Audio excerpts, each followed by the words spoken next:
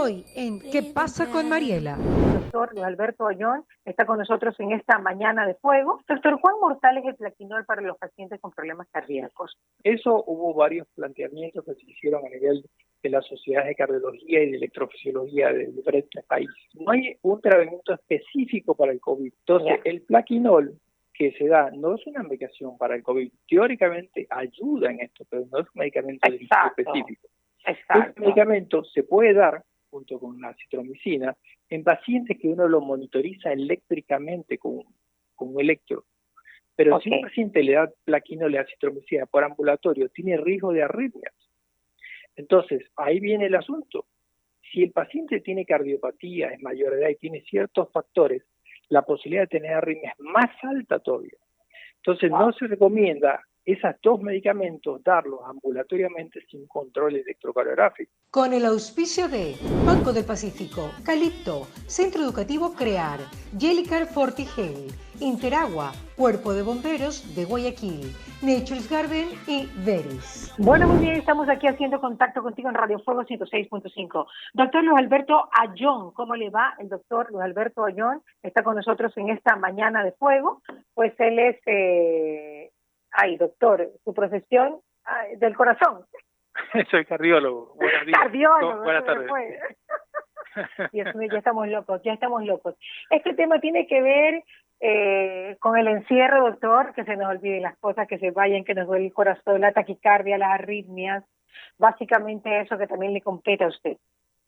Sí, mire, primero quiero agradecerles mucho poder participar en tu programa, gracias por la invitación. No, gracias por invitarme, y el punto es importante. Mire, nosotros tenemos que analizar un punto, porque la mortalidad en la provincia de Guayas está lógicamente aumentada por la presencia de este virus, de esta pandemia. Las enfermedades cardíacas siguen igual, pero ¿cuál es el problema que se enfrenta en la realidad actual? Que un paciente que es cardiópato, tiene un problema cardíaco, lo piensa 3, 4 veces antes de ir a los hospitales o clínicas, porque todo está lleno de COVID. Yo trabajo en el Hospital Luis Bernaza y mucho personal está afectado y contagiado y funciona con menos personal que es habitualmente. Y la sala y el hospital se han volcado, como todas las clínicas, a tratar esta pandemia de pacientes. Entonces, ¿cuál es el problema que tenemos? Que tenemos pacientes cardiópatos o que tienen problemas cardíacos y no acuden al hospital por temor o por diversos motivos. Entonces, aquí viene el punto. De alguna manera, uno, desde el punto de vista cardiológico, trata de suplir ese tipo de cosas y hace una especie de screening telefónico a través de telemedicina, diferenciando cuál es, porque toma en cuenta que muchos pacientes, por lo que usted dice, el encierro, las preocupaciones económicas que todos tenemos de trabajo y todo asunto, la gente que llama, el 90% de las llamadas que recibo ahora son porque tiene dolor en el pecho, tiene palpitaciones, tiene insomnio, tiene taquicardia. Entonces uno dice, ¿quién es quién? ¿A quién le debo insistir que vaya al hospital? ¿A quién le digo tranquilícese y tómese algo para descansar? Entonces ese es un punto sí importante. Pero entonces, ¿cómo se hace, doctor? ¿No hay una consulta privada, un lugar donde esté libre de COVID que puedan ir sus pacientes o los pacientes con problemas cardiovasculares? Es que mire, por ejemplo, le doy un ejemplo tan simple. Por ejemplo, la persona que quiere hacerse un examen de COVID, que puede ser o hisopado nasal o sangre, que son pocos lugares, está en los lugares saturados. Inclusive se han desarrollado varios laboratorios que van a domicilio y le sacan sangre y le toman unas muestras de hisopado nasal. Claro. Entonces, en la parte cardiológica, ¿qué es lo que uno da? Entonces, uno viene y hace un screening, como si fuese una cuestión, y dice, bueno, primero, ¿qué edad tiene el paciente? Si un paciente tiene menos de 50 años, es un punto que la posibilidad, usted sabe que la enfermedad cardíaca aumenta conforme aumenta la edad. Exacto. Es un punto. Entonces, uno dice, es joven. Bueno, punto segundo. Uno le pregunta antecedentes. Usted sufre presión, es diabético, tiene algo, ese es otro punto. El paciente que dice que no sufre nada, más a favor que no tenga. Tercer punto, usted le pregunta si ese paciente por ABC motivo toma medicación, porque hay pacientes que son cardíacos y toman medicación por su cuenta porque alguien le aconsejó. Si el paciente le dice en el tercer punto que tampoco toma medicación, entonces uno le pregunta si los síntomas son actuales o si él los tenía previamente. Entonces, como la consulta es, el tipo tiene taquicardia, palpitaciones o si falta el aire puede ser por angustia. todo el mundo está preocupado si al trabajo no lo van a echar o si le van a bajar el sueldo o cualquier van a hacer la vida. Entonces hay puntos como usted puede decir, la persona que le dice que se ahoga, usted le pregunta, ¿se le hincharon los pies? Si usted se acuesta y se ahoga y le falta el aire. Entonces eso se llama edemas y ortopnia en medicina. Entonces un paciente dice que se ahoga al caminar con poca actividad física, que se le hinchan los pies o que no puede estar acostado porque tiene que se ahoga, eso ya representa un punto cardíaco. Con respecto a la taquicardia, si un paciente tiene taquicardia, lo puede tener por el calor, porque está preocupado, porque no duerme. Pero uno le pregunta, ¿se marea? ¿No se marea? ¿Ve borroso? ¿Se da cuenta? ¿Se acompaña otros síntomas? Entonces usted ya discrimina que si la frecuencia es muy alta, pasado los 120, el paciente tiene sintomatología, y a lo mejor tiene una arritmia. Ya. El tercer punto, si tiene dolor. Toda la gente se queda dolor en el pecho y por una cuestión de cosas dice, se me va el brazo izquierdo. Entonces la pregunta es, ¿se me está infartando o no? Entonces uno le pregunta ahí ciertos ítems. Se pone sudoroso, está nauseoso, el dolor es intenso, duele al apretar el pecho o no, o si duele al respirar. Entonces todo ese tipo de cosas, que es una semiología así de interrogatorio a través de un teléfono, trata de separar al paciente. Cuando uno percibe que el paciente tiene algún síntoma de alarma, además de que está contando físico de que relata, entonces allí uno le dice, mire señora, lamentablemente debe ir al hospital, o debe ir a la clínica, o una cuestión ahí. Ese es un punto. Entonces, ¿por qué? Si usted ve la mortalidad de la provincia del Guayas, se ha duplicado más todavía. Entonces, está bien que la mitad son COVID, pero hay muchos pacientes. ¿Perdón? ¿Muchos pacientes? Y son cardiópatas. Okay. Entonces, imagínese usted ahora, partamos un paciente que tenga... Que están medicados desde hace mucho tiempo. Están medicados hace mucho tiempo. Por supuesto, pero mire, claro. Ahora estamos discerniendo el paciente que refiere taquicardia, palpitaciones por angustia, ansiedad y por el estrés económico. Pero vayamos al otro extremo, paciente que sí es cardíaco y que sí está medicado y que el paciente tiene alrededor de 60 años. Entonces la pregunta, ese paciente, ¿cuál es el problema actual? Hay muchas farmacias que tienen desabastecimiento. Claro. Y no pueden conseguir su medicación porque, bueno, se ha acumulado, no hay distribución. Esa es la realidad. La gente dice, doctor, ¿qué tomo por tal cosa? Que pues lo mismo que esto tiene la farmacia. Entonces uno lo comienza a ese paciente sí a hacer un seguimiento más continuo. Entonces uno le pregunta, ¿cuál es su cardiólogo? ¿Qué medicación toma? ¿La ha cambiado? ¿La está tomando o no? Entonces ese paciente en particular uno tiene más mira para ver si a lo mejor se escapa del punto y requiere atención. Entonces, eso es lo que viene. Entonces, ese paciente cardiópata en general que uno le dice, tómense la presión, tómense el pulso, mire cómo está, y uno habla con el familiar. Y el familiar es una guía, es una enfermera, le dice, no doctor, sí lo veo mal. Entonces, ese paciente tiene que ir. ¿Qué es lo que pasa ahora? No va. Y muchos pacientes han muerto en consultorio. Entonces no es que disminuye la cantidad de infartos que van al hospital, porque es lo que uno ve, o angioplastia o cirugía, que no hay casi prácticamente.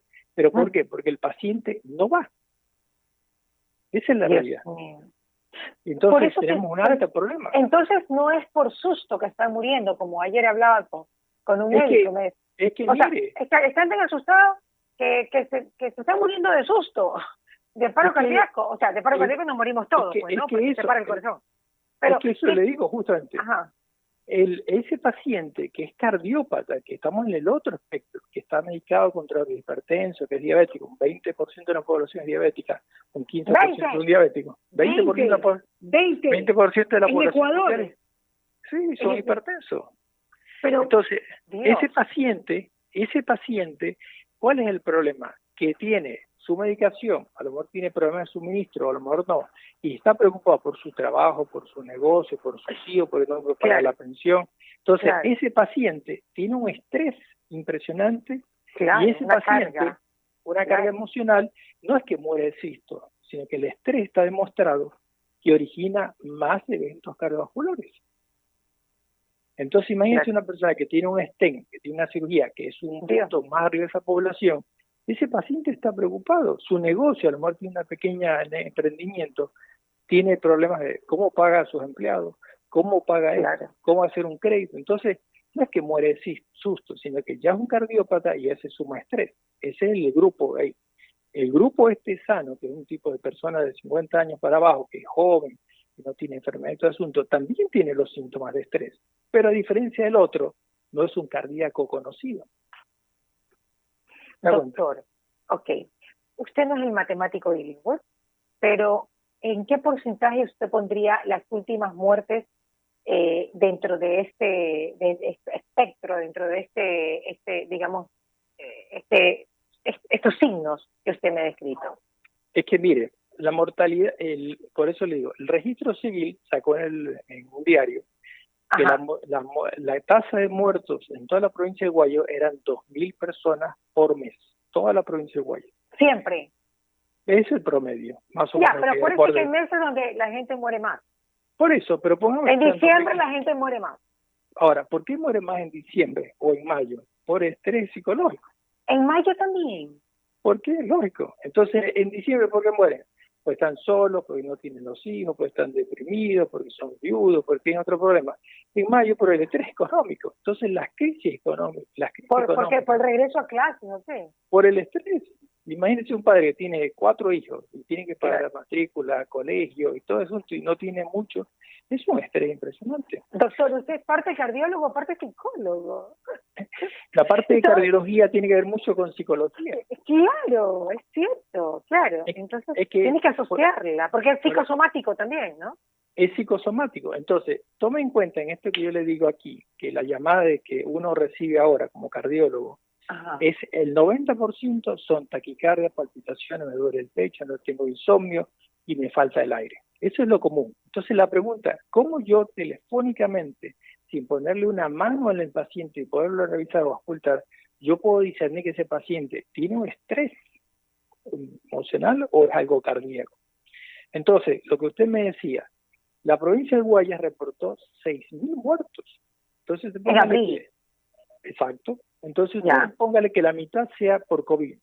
Pero las otras, ¿cómo las justifica? Saben que mueren por cáncer, por diabetes. Pero gran parte de esa mitad son cardíacos que han infartado y hacen muerte súbita en su domicilio.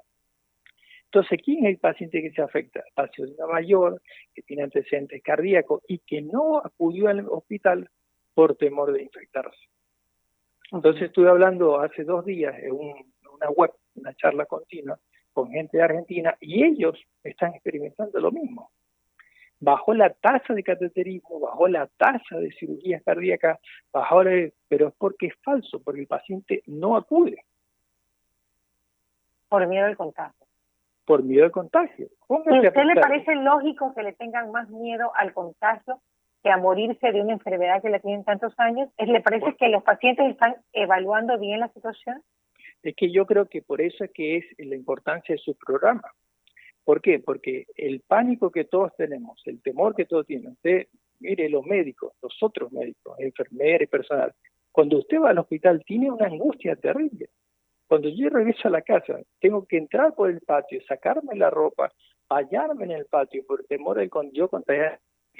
El que está atendiendo a un paciente de COVID tiene todas las protecciones, probablemente si usted le pregunta, gran parte de esas personas se han comprado propio el material, su casco protector, sus viseras de asunto. Y se enfrenta contra un enemigo sumamente agresivo. No le digo con una carga viral terrible en los hospitales, ¿no? Y tome en cuenta, si usted hace un análisis, ¿cuántos personal sanitario de los hospitales, por ejemplo, mi hospital Luis Hernández está contagiado de enfermo y está en reposo por este tipo? Es 30%, a 40%, es impresionante. Y reportamos entonces, la muerte del doctor Urey, que lo sentimos muchísimo. Por eso, yo he perdido hasta ahora 4 compañeros. 4 compañeros. Ahora, ¿cuál es el problema principal? Si usted analiza, la mayoría de los muertos médicos que han habido no son de áreas intensivas, son áreas de atención al público, de atención, o sea, de consultorio. Se confían más. No, es porque inicialmente uno no pensaba que era tan agresivo. Entonces, ni el paciente tenía síntomas porque era asintomático, se enfrenta a un médico que él tampoco sabía que estaba enfermo el paciente, y como ha tenido múltiples contactos, ese médico se enferma. Hay muertos en consultorio, mucho. Entonces, lamentablemente, ese es un problema grande.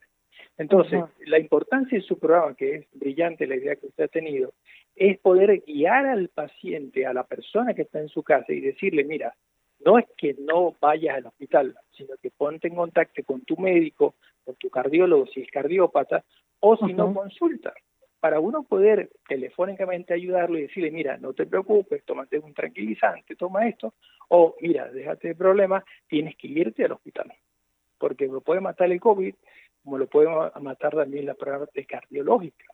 Lo que pasa, doctor, es que no hemos visto hospitales, muchos hospitales libres de COVID, como no hay. Sí hay en otros lugares del mundo, lo cual es importantísimo para poder hacer lo que usted en este momento está recomendando. Es que mire, le pongo el ejemplo de Estados Unidos. En Estados Unidos no todos los hospitales aceptan COVID. Claro, pero en España tampoco. Por eso, entonces en España tampoco. Ellos tienen esa facultad, pero aquí, pero nuestro tú sistema es entendió pobre, que la maternidad Enrique Sotomayor es un hospital libre de COVID.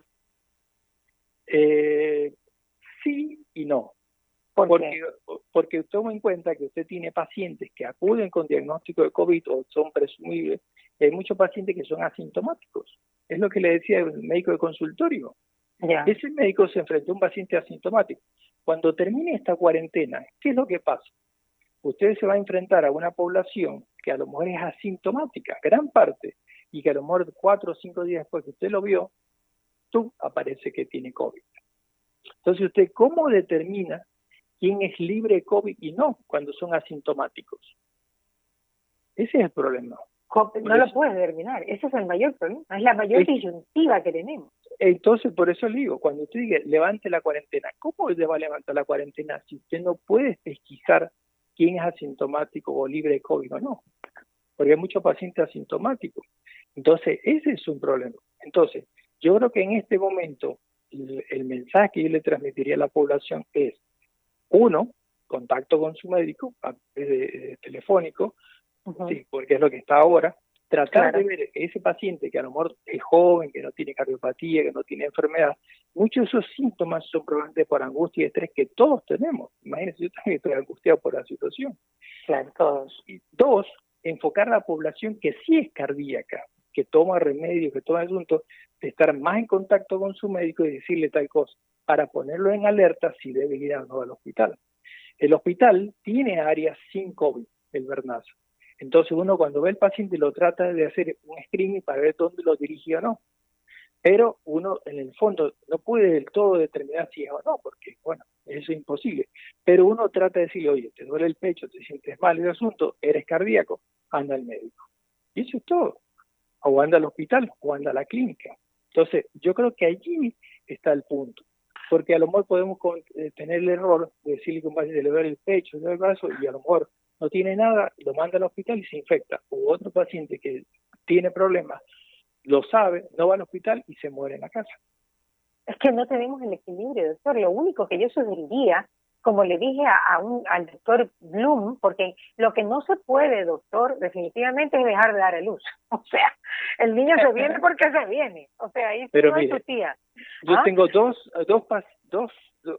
amigos que son ginecólogos y han hecho cesáreas en este momento del COVID. Si usted ve cómo ellos operan ahora, es impresionante. ¿Por qué? El sistema de protección que tiene la enfermera, que tiene el médico, que vienen prácticamente como escafandras, porque si la que está dando a luz es un COVID asintomático. Claro. Es impresionante. Claro, entonces, usted lo ve operando y prácticamente tiene una máscara de buzo. ¿Se da cuenta? Tiene filtros, todo el sistema, y todo lo que se hace es tratar de considerarlo como si fuese un posible COVID. Cuando esto se levante, las medidas de protección para, por ejemplo, un paciente hacerle un cateterismo, un procedimiento, van a ser extremadamente más altas. ¿Por qué? Porque usted no puede estar, digamos, jugando con la posibilidad de que no tenga nada. Imagínense cómo va a ser la atención a los consultorios después del COVID. Todo el mundo va a usar máscara, los pacientes, esto. ¿Por qué? Porque protegerse. Es un problema. La vida va a cambiar después de levantar la cuarentena. Doctor, pero le quería finalizar el tema. Le decía al doctor Bloom que realmente todos tienen que tener, todos los hospitales públicos y privados deben de tener áreas libres de COVID. Si no se puede tener hospitales libres de COVID completos. Sí, yo estoy de acuerdo con usted. De hecho, el hospital lo tiene. Lo que pasa es que ya le digo, áreas libres de COVID, es lo que le decía, es relativo. Porque usted trata de decir, usted dice, ¿tiene problemas respiratorios? No, esto de tomarle la temperatura es un punto de screening bastante. Entonces usted lo ve y lo pasa a un sector. Y aún así, pese a que lo atiende, se supone que está febril, no tiene COVID, usted lo trata con seguridades. Si el paciente tiene sintomatología respiratoria, sea COVID o no, usted directamente lo pasa a un área sugestiva de COVID. Sí, claro, pero hay una cosa muy importante, doctor. Cuando hablamos de las pruebas rápidas, las llamadas pruebas rápidas, que creo que son por sangre, ¿no? Lo que pasa es que, mire, hay dos... No son 100%, ya, sí. No, es que, mire, si usted va y hace un cuadrito, en los primeros 7 a 10 días, uno lo que hace es hisopado nasalofaringeo. El hisopado nasalofaringeo determina si hay el virus en las mucosas nasofaríngeas. Pero ¿qué pasa? Ponga, si usted es asintomático y la prueba del hisopado es negativa, bárbaro.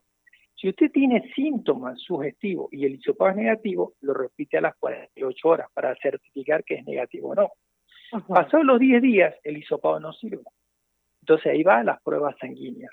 ¿Pero por qué no sirve? Porque ya supuestamente el virus bajó al pulmón. Ya porque el virus pasó a sangre. Claro, pasó entonces, a sangre. ¿qué es lo que también pasa? Entonces, una persona que tiene más de 10 días de sintomatología, puede el hisopado ser negativo y ya es positivo en sangre. Entonces la pregunta es, ¿quiénes hacen pruebas rápidas en sangre? Pocos laboratorios. ¿Se da cuenta? Ese es el punto. ¿Qué es lo que pasa? Es que no lo confían tanto, no confían tanto en la prueba rápida de sangre. No, es que es el tiempo. Cuando usted hace sangre, hace 2 inmunoglobulinas, la M y la G. La M se eleva primero y es la fase aguda. Pero usted después, al cabo de unos días, unos 20 días, tiene la IgG alta. Significa que es una huella inmunológica. ¿Se da cuenta? Entonces, en la fase inicial... Sí. Yo estoy de acuerdo con usted. Pero a alguien que le duele el pecho, ¿y cómo usted va? Tengo que hacer pruebas, ¿cuál haría? Quiero saber si este señor puede operarse. O sea, es complicado. Si lo puedo atender. Es complicadísimo, porque el dolor de pecho no espera.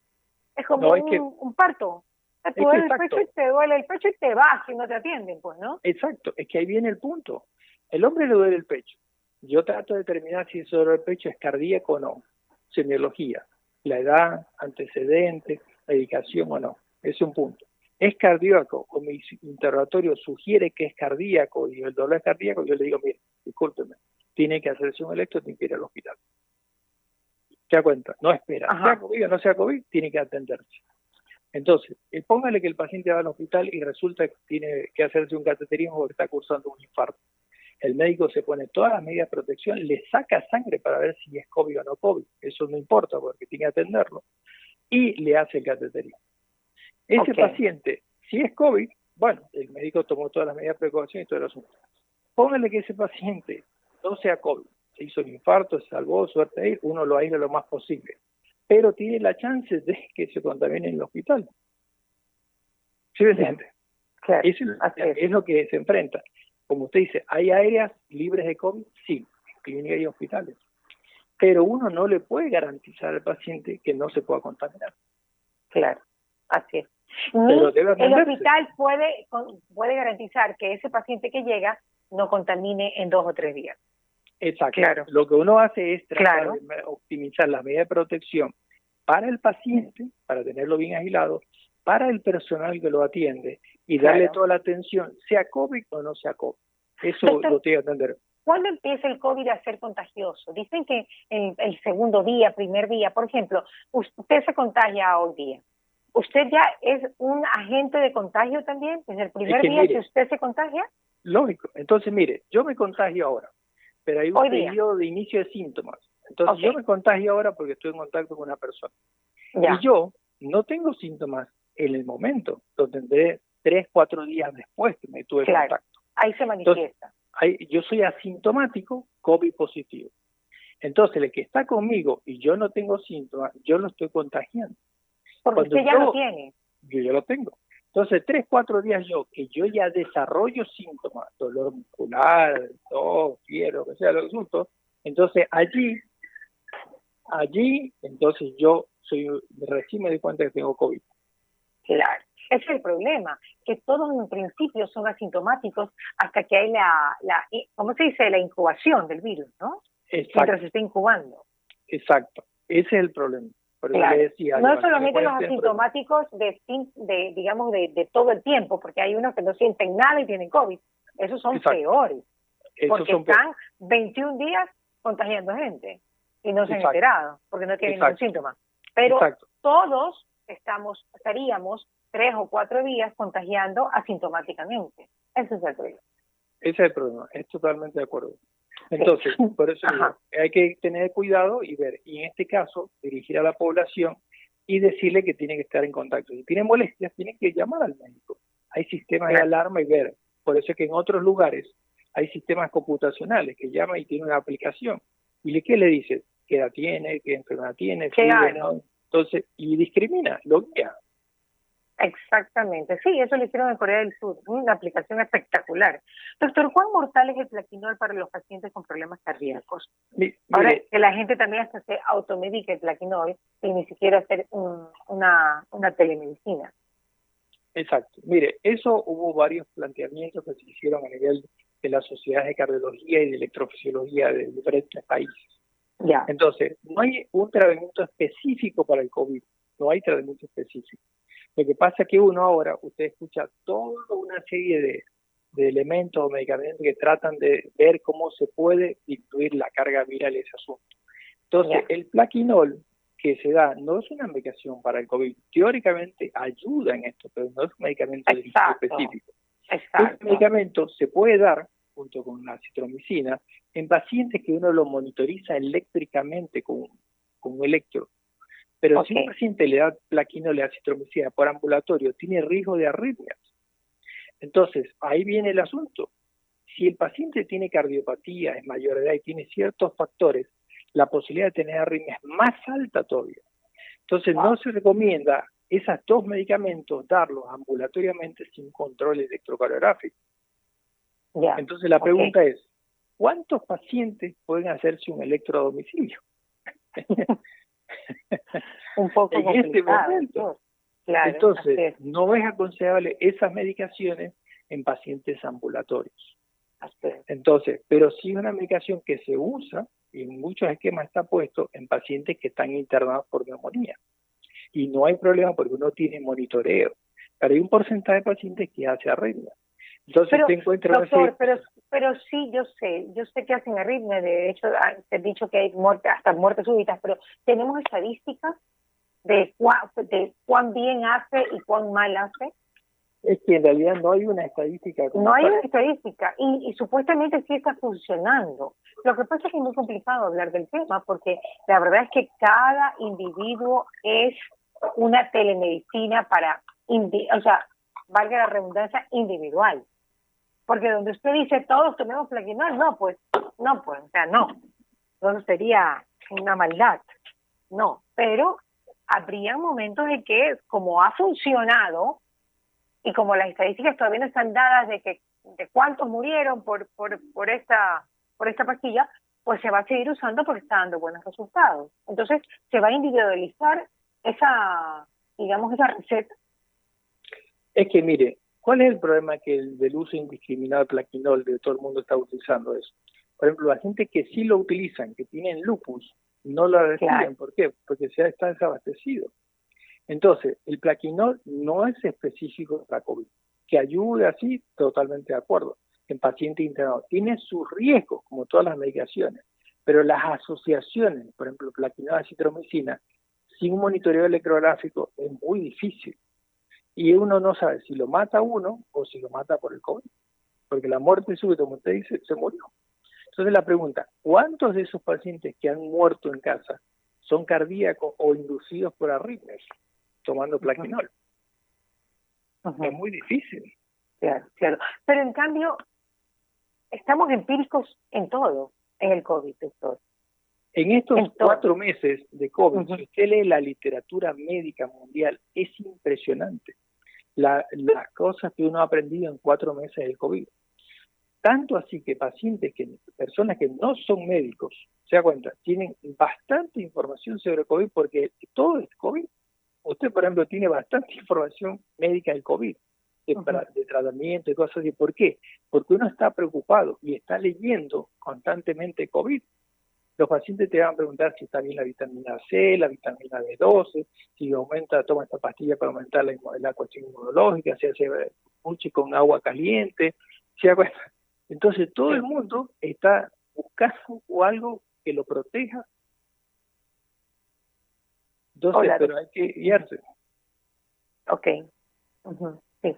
Bueno, pero algo tenemos que tener, doctor. O sea, tenemos que tener una salida. El colifagia también dicen que es otro tratamiento. Es un buen tratamiento y yo creo que está bien. Y muchos pacientes reciben inclusive eso ambulatoriamente. Pero ya le digo, yo creo que lo más importante es, por ejemplo, yo le digo a los pacientes, ¿usted cómo se siente? ¿Tiene fiebre, está decaimiento? Sí. ¿Le falta el aire o no le falta el aire? Me dice, no, doctor, no me falta el aire. Si el paciente se compra uno de esos saturómetros de oxígeno, que algunos le hago comprar cuando tiene aire, le digo, ¿cuánto le mide la saturación? Me dice, está arriba normal, 97 para arriba. Listo, quédese tranquilo. Si tiene alguna molestia, me llama, me avisa. Si el paciente dice, me ahogo, doctor, me falta el aire, no puedo respirar, entonces la cosa cambia. Ya es compromiso pulmonar. El 80% de los pacientes no tienen problema. Solo 5% de los pacientes se complican y hacen un shock importante y son los que se mueren en terapia intensiva. ¿Se da cuenta? Entonces, tenemos que discernir. Ok, y ahora hay nuevo tratamiento con anticoagulantes, doctor, que supuestamente son trombos y son coágulos y son, que es otra cosa y que ya no se necesitaría respirador, sino anticoagulantes. Es que mire, cuando se desarrolla, cuando en la etapa avanzada del COVID, se desarrolla lo que se llama, todo el mundo dice, tormenta de citoquinas. Son unas sustancias inflamatorias que producen una serie de alteraciones a nivel pulmonar. Todo eso. Dentro de esas alteraciones, lo que producen todas esas citoquinas, se producen trombosis. Pero como ya han dicho otros ahí, el fenómeno trombótico en esos pacientes que se han muerto y se han hecho autopsia son un grupo pequeño y es un epifenómeno asociado a, pero no fue el desencadenante de tal. Porque imagínense, sugeriría usted que el paciente debería tener que tomar un anticoagulante, cuando en realidad el problema es que el proceso infeccioso desarrolla neumonía y la neumonía, proceso bacteriano asociado, es lo que mata al paciente por falla de los múltiples órganos. Entonces, el hecho de anticoagulante en el COVID es para cierto tipo de pacientes que se ha complicado con eventos trombóticos, pero no es el tratamiento para el COVID. Claro, per se, sino para las complicaciones. Exacto. Claro, exacto. ¿Y el mejor tratamiento para el COVID per se, quedarse en casa? Yo creo que es evitar a toda costa el contagio. Entonces, ¿cuál es el problema principal? Sucede que el esposo se contagió. Ya. Y la esposa se supone que no tiene. Entonces, automáticamente hay que aislar al esposo y rogar que la señora no haya tenido problemas. Pero el quedarse en casa es un problema. Pero a veces viene el otro problema. Mucha de nuestra población vive del día. Su pequeño negocio y todo. Entonces, es tremendo. Porque usted, si ese paciente que queda en casa está pensando cómo paga la pensión, cómo paga el arriendo local, cómo paga a sus trabajadores. Es un lío. Entonces todo el mundo está asustado y todo el mundo está embebido en COVID. Y si uno ve a las redes sociales, ve una nota necrológica, murió uno, murió otro, a lo mejor no es amigo, no es conocido, pero uno se deprime de ver morir tanta gente. El doctor Urer era el subdirector del hospital, yo lo sé. Amigo mío. Imagínese usted. También. Es una persona excelente, un médico brillante. Maravilloso. Imagínese, y muere. Y yo he tenido 4 compañeros más que han muerto. Entonces uno le da una sensación terrible de cómo gente muere y no son viejitos. ¿Por qué? ¿Y por qué pueden morir? ¿Por qué pueden irse en 3 días? En otra conversación con otro médico me decía, tuve un amigo que se fue en 3 días. Y yo le discutí, yo le dije, no puede ser. No puede ser que se vaya en 3 días. O sea, tiene que haber un proceso de incubación, primero unos síntomas, otros síntomas, probablemente se descuidó, no hizo telemedicina y se complicó, pero no me puedes decir que se va en 3, 4 días. ¿Qué tan verdad puede ser eso? Pero me quedé con eso en la cabeza. No, en realidad no, hay un proceso. Hay pacientes que entran a terapia intensiva, este asunto es entre el 8º y el 10º día, y no se mueren ahí, en 3, 4 semanas. En estos pacientes que yo le digo que han muerto, son gente joven, siempre hay un factor predisponente. es hipertenso, ha sido fumador, sufre corazón, es diabético, es una población de mayor riesgo, pacientes mayores de edad, ancianos. Entonces esa población que es más susceptible o más vulnerable, que sea la palabra, uno tiene que cuidarlos más. Tengo dos pacientes que tienen más de 80 años, y lo primero que le dije, mire señora, por ningún concepto sáquela de la casa, téngala ahí. ¿Por qué? Porque y le cuidan la visita, porque ese paciente de mayor de 80 años es más vulnerable. Si un paciente tiene patologías respiratorias por haber sido fumador o asmático cero, dice, por favor, no salgas. Ese paciente es más susceptible de tener problemas. Oiga, ahorita la gente es el colmo. Hay un tema que habla sobre que el cigarrillo sería bueno para el COVID. O sea, para evitar el COVID. Varios estudios vienen que la nicotina podría tener un efecto protector contra el nuevo coronavirus. Esas son las razones que da la comunidad científica. Dios mío, estamos en el tanteo, en palos de ciego, o sea. Es la angustia. Por eso le decía, su programa... Pero también de la comunidad científica, todos estamos angustiados, hasta los científicos. La gente está desesperada y uno se siente impotente de que uno no tiene armas contra esto. Por eso imagínense, hay cuántas empresas en este momento, más de 150 empresas, tratando de desarrollar vacunas contra el COVID. Sí. Claro, no hay duda. Eso es una cuestión. Entonces, yo creo que, y le agradezco la participación en el programa, porque usted es una fuente que puede orientar a mucha gente, porque en este momento la mayoría, todo el mundo tiene taquicardia, palpitaciones, dolor del pecho y tiene miedo a la muerte.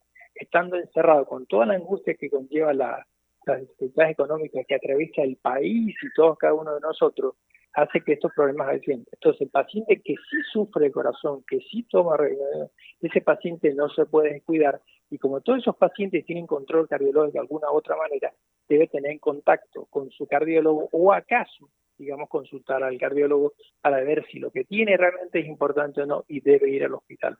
Perfecto, doctor. Ahora, una última pregunta. ¿Qué medicinas no deberían automedicarse las personas que tienen problemas cardiovasculares? Es que mire, el problema de las personas que tienen problemas cardiovasculares es que el problema es que tratan de dejar la medicación pensando que eso los beneficia. Y eso es lo que uno le dice al paciente, no debe suspender su medicación cardiológica y no puede tomar ninguna medicación porque justamente es un cardíaco para que él va a estar innovando en tomar pastillas. Entonces, uno le dice, respete su medicación y si tiene algún problema, consulte. Y uno ve si eso es importante. O sea, ni valeriana, no puede tomar ni valeriana. Sí. Que le dio una taquicardia, una ansiedad, 12 de la noche, porque a veces nos estamos quedando hasta muy tarde, vemos mucha información, y la taquicardia aparece 12, 1 de la mañana, y yo dije, Dios mío, ¿para qué vi tanta noticia? O sea, me explico, pero pasa, y le pasa a mucha gente. Ni valeriana, ¿ahí usted qué recomienda? Es que mire, hay una serie de ansiolíticos que son naturales y el problema es que los ansiolíticos necesitan una receta especial, psicofármaca. Claro. Entonces uno lo que utiliza son medicamentos naturales, así como usted dice, Pasinerval, le da esa cuestión, té, otra cosa, y algunos hay medicaciones que son naturales para darle a la paciente, que son ansiolíticos, que son vegetales y de uso y se compran fácilmente sin prescripción médica. Entonces, yo creo que eso es lo que yo... ¿Y cuáles son, doctor? ¿Cuáles son los ansiolíticos naturales que estarían viables para este tiempo? Usted, por ejemplo, tiene, qué sé yo, algunos toman té de hierba luisa, pasiflora, otro más. Hay otros productos, pero ya son químicos, entonces sería hacerle propaganda al laboratorio. Pero digamos, sí, básicamente yo creo que la persona lo que tiene que hacer es hacer algún tipo de actividad en su casa que lo distraiga, claro. Algún tipo de actividad física, hacer otro tipo de cosas, buscar el ocio y ver. Pero ya le digo, el insomnio y la taquicardia y las palpitaciones son el 90% de las consultas que uno recibe en este momento. Claro, es comprensible. Sí. Usted y yo debemos tener angustia y ansiedad por todo lo que está pasando. Sí, es normal. Obvio. Pero me da más cuando estoy desocupada. Cuando estoy haciendo ejercicio, cuando estoy trabajando en la radio, cuando estoy haciendo reuniones administrativas en teletrabajo, estoy más bien en un estado normal de oficina, ¿no? O de gimnasio. Pero ya cuando me acuesto y me pongo a ver, ahí comienza la taquicardia. Entonces el ocio en este momento es un enemigo nuestro. Es un enemigo. Es un enemigo. Porque está demostrado, usted por ejemplo puede tener todo el estrés durante el día, pero usted está distraída porque le hablan, Cuando uno se acuesta en la noche, tiene todos sus problemas encima y no hay nada. Y está usted piensa y piensa y piensa. Entonces, eso a usted lo pone mal. Por eso le digo, debe hacer actividad física, algún tipo de cosa, dentro de la casa que lo distraiga y se puede hacer. Último, hacer, qué sé yo, ejercicio en casa. Exacto, Para que de esa manera claro. el paciente se distraiga, porque si no, es un problema. Exacto, doctor, muchísimas gracias. Esta sí, les juro, es la última pregunta. ¿Cómo un virus que uno lo mata solamente con agua y jabón, no podemos encontrar la vacuna? Lo que pasa es que, mire, cualquier medicamento que se desarrolla a nivel mundial, hay normas estrictas para uno pasarlo de la investigación al uso masivo. Entonces, ¿qué es lo que pasa? Le doy un ejemplo. Hubo un medicamento que se utilizaba que se llama talidomida, que salió al mercado. Y la talidomida no fueron los filtros tan estrictos y produjo daño y deformaciones a nivel de los fetos. Eso fue muy famoso. Fue muy famoso la talidomida. En los años 50, 60. Exacto. Hay medicamentos que han salido para hipertensión, fueron malos para hipertensión y creció el pelo. Y lo cambiaron para cremas para el pelo actualmente. Entonces, ¿cuál es ese? El minoxidil salió como antihipertensivo. El minoxidil, no le creo.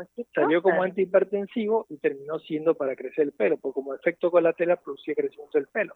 Y el Viagra, pues no hablemos del Viagra, pues no, que es el más famoso de todos, claro. Y hubo mucho. Entonces, todos los medicamentos tienen fases en la cual de experimentación. Primero lo ve in vitro, ve el desarrollo, lo prueban en animales, después en poblaciones seleccionadas controladas antes de ser masivo.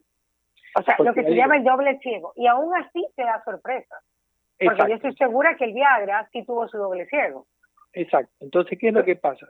Y mire que apareció con otra sorpresita, ¿no? Exacto. Fíjese que si usted saca al mercado un medicamento y ese medicamento resulta que tiene efectos colaterales que ya han salido, y como más todo en la vida, hasta el agua bendita. Claro. Usted tiene unas demandas impresionantes. Claro. Ya ha habido medicamentos para el colesterol que salieron y tuvieron que ser retirados del mercado porque la gente moría por otras causas. Entonces, por eso le digo, la vacuna en este caso, como todos los medicamentos, tienen que pasar todos los filtros de seguridad antes de ser de uso masivo. Pero yo creo que con la velocidad que está la industria haciendo, todo se está acercando para tener pronto esta vacuna. Ya, ok. Pero sí se está acercando la vacuna. Sí, porque ya le digo, el hecho de conocer cómo el virus entra a la célula y cómo funciona su sistema de ataque a la célula y al organismo, hace que uno utilice medicamentos que son para combatirlo. Por ejemplo, los antivirales. Los antivirales han demostrado que tienen mucha eficacia y beneficio. En cierta fase, cuando no está tan avanzado, sí sirven ese asunto. Por eso le digo, yo estoy seguro que vacuna va a aparecer pronto, porque hay muchos lugares que están investigando al respecto. Pero hasta tanto lo que tiene que hacer uno es, primero, prevenir, quedarse en casa, porque es la mejor manera de evitar el contagio. Y lo segundo es que si tiene síntomas, debe acudir rápido al médico para discernir si se queda en casa o si hay que internarlo, hospitalizarlo. El más importante es la falta de aire, porque si el pulmón está afectado. Doctor, muchísimas gracias. Doctor Luis Alberto Ayllón estuvo con nosotros, cardiólogo ecuatoriano, y pues gracias por compartir con nosotros estos momentos, doctor, ha sido de gran ayuda. Igual vamos a estar en contacto con usted para ver cómo va avanzando este tema del COVID, porque yo creo que pues de aquí hasta más o menos un año estaremos tratando de despejarle a la gente las dudas y no asustarlas, porque no creo que es nuestra intención, sino que yo creo que el conocimiento lo que te trae es un mejor actuar. Y eso estamos tratando. Es que justamente en este momento hay pánico, miedo en toda la gente, de muchas causas, no solamente por el virus, sino por toda la economía que se viene después. Así es. Nosotros, usted, yo, todos tenemos que guiarlo, evitar tanto angustia, crear y decirle que sí vamos a salir de este cuadro. Esto vamos a salir, eso preocúpese, pero hay que cuidarse hasta tanto salgamos. Ya vamos a salir de esto aquí y la vida va a seguir adelante. Esta es una enseñanza de una situación que realmente es insólita a nivel del mundo. Así es, doctor. Es la primera vez que nos pasa ahí. Primera vez que pasa y realmente es terrible.